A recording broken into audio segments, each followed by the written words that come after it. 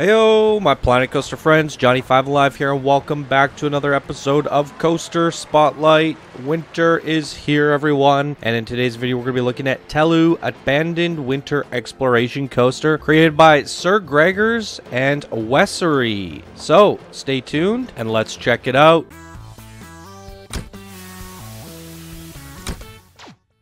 Alright, this was sent in by one of our Discord builders and golden patrons, Wesery. Thank you so much for your support. You're helping to keep the show go on, and it means a lot to me. Now, for some reason, I feel like I promoted him to Advanced Builder. Maybe I forgot to apply the promotion. Wesery, let me know if I made a mistake or not after you watch this video. Anyways, he says here, "Heyo, Johnny, Wesery, and SirGregors here. We decided to team up and create this collaboration. This is one of our first time working together, and we are more than pleased with the outcome. A 4K blueprint with fast pass, cafe, ride, photos, and accessible balcony while staying in a compact footprint. Plus, we have hidden 2 little Easter eggs for you to find as well. Please ride in rider view." I will do multiple perspectives for this one, I think. And then he says, "We would also like to thank you for creating such an amazing community at Channel 5 and all the hard work you do to keep everything going and thriving. Keep up the amazing work, Johnny." Thank you guys so much. That really means a lot to me. And then they say, "Do you dare try to conquer Mount Tellú's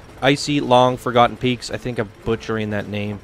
Sorry. Tellu features a Gnarler Wooden Rollercoaster with many high banky turns, stunning scenery, triggered events, and comes fast pass ready. Experience the thrill as you fly down the slippery slopes of Tellu while blasting through abandoned mine shafts. A perfect addition for any winter park. Ride information, Gnarler stats. Okay, we'll be looking at all that. And then they did some pathing setup instructions. We'll talk about the pathing at the end of the video, I think. I do have some stuff to say, and so as I set it up, I found some feedback and things I would like to talk about.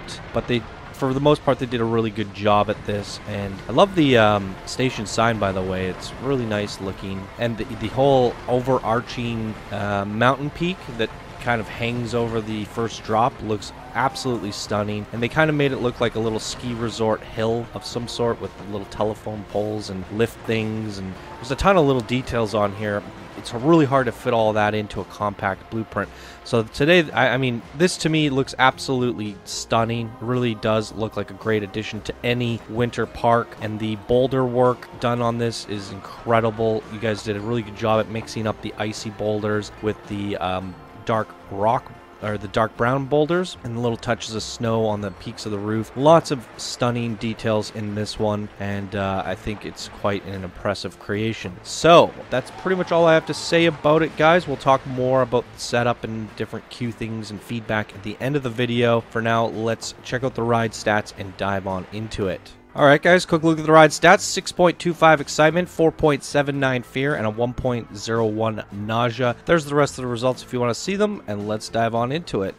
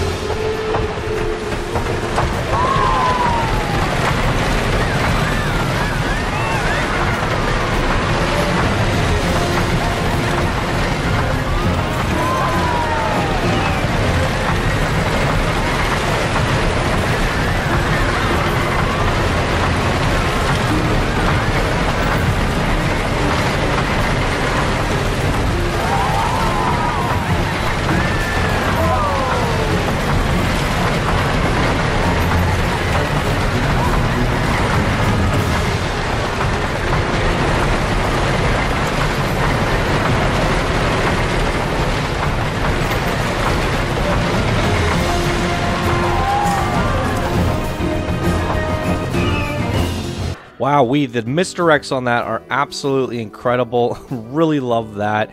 And the little cracks and peaks that you can peer through along the way are amazing.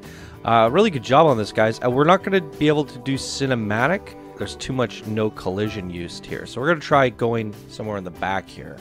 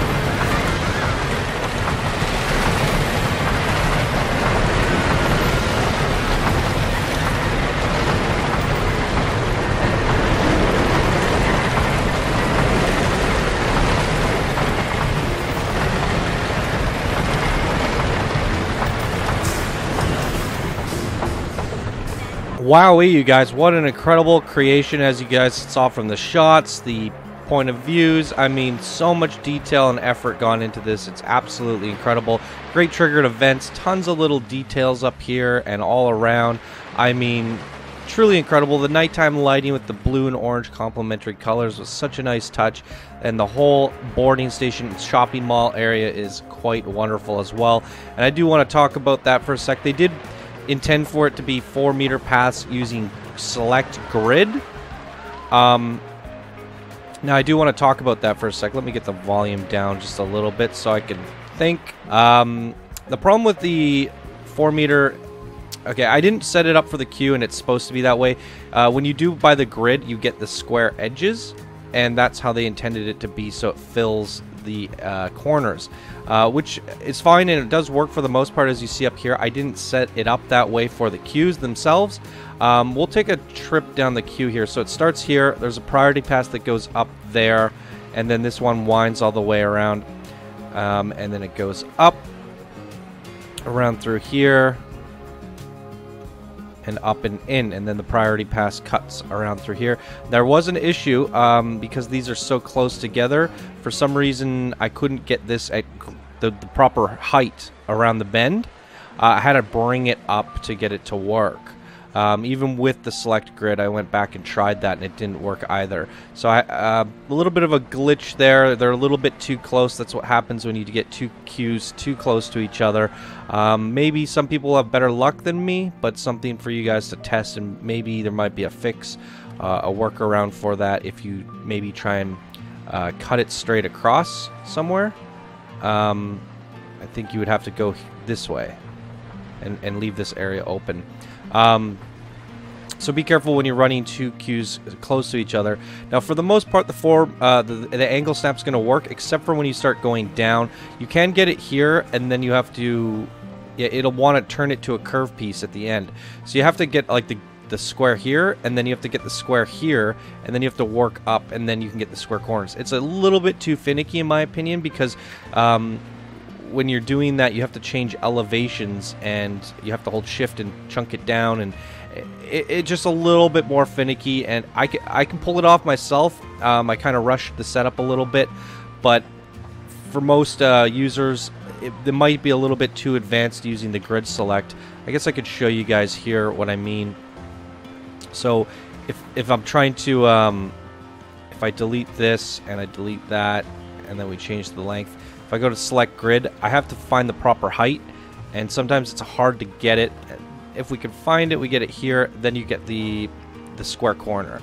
And then to get the next one, you have to hold shift and pop it down, but sometimes it doesn't really quite find the right height. As you see, it's trying to snap to the ground here, and I can't get that height because it wants to pop to the ground, and it becomes really finicky, and it's just not going to work.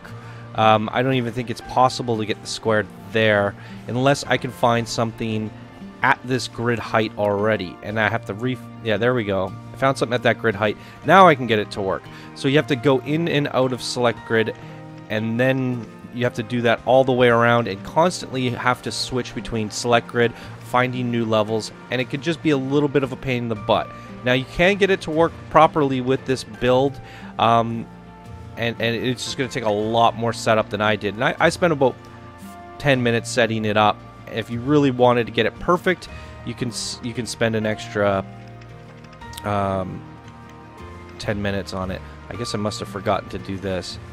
Yeah, that's another thing. I had to pre-set up the grid ones, the square grids, but it's still going to want to convert. So the only way to get those corners unrounded, as you can see, and it doesn't want to snap there. It becomes a real pain in the butt. So what you got to do afterwards is go back, delete the corners, and then go to select grid, find the proper grid height, and sometimes it becomes really finicky to get that to work. It was finding it there for a second. That's not it. But you guys can see the problem that you run into here, and you just kind of have to mouse around trying to find that height. There it goes, and now it's connected. And then if I hold shift and pop it down, it still doesn't want to find it, so I gotta exit, reselect, and then hopefully I can't really, oh yeah, I don't know if I can get that height. It's not working there. So that one kind of forces me to take a rounded corner. So it does become problematic, guys. I mean, I guess I could do something like that. I would be very careful trying to use the square grid, the modular square pathing. If you do it that way, try to allow people to use rounded corners where you have multiple elevations. Try and, I don't know, build the actual wood.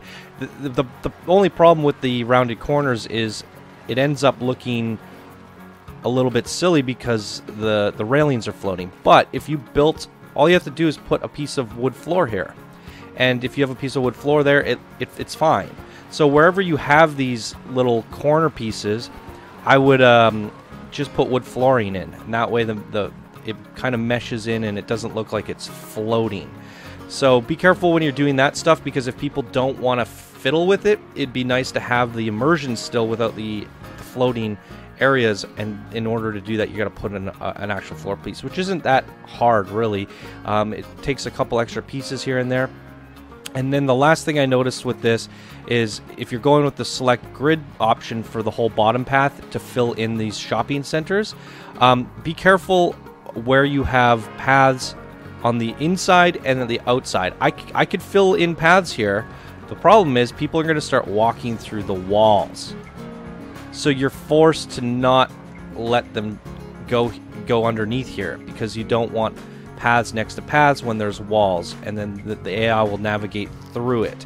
And it'd be nice if what you would do instead to fill this area with some garden work.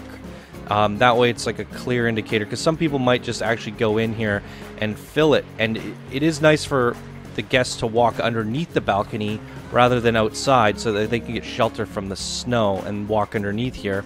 So you would have to push your shops back an extra unit, and then you would have the pathway running this way with a space in between so that the guests don't walk through the walls.